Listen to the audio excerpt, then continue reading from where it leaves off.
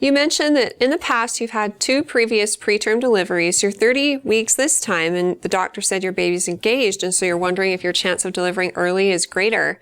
Just because of your history, the answer is yes. The best predictor of future behavior is past experience, and studies have shown that women who have prior preterm births are more likely to deliver preterm in the future, and often it happens around the same gestational age.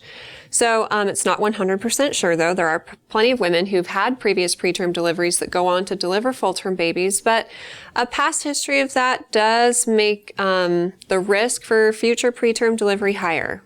As for your baby being engaged in your pelvis now, that's not necessarily something that increases your chances for preterm delivery. When we check your cervix, something we look for is the level of the baby's head in your pelvis.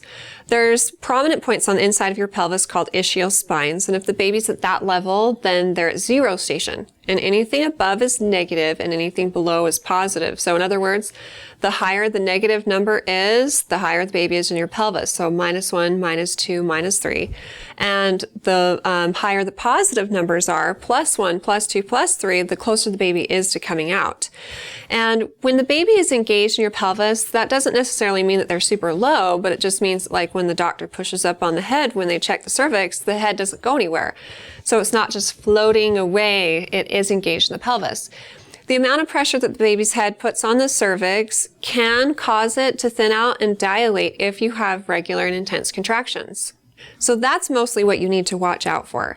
If you have 4 to 5 contractions an hour, which is only every 10 to 15 minutes, then that's a reason to get checked out, especially given your history.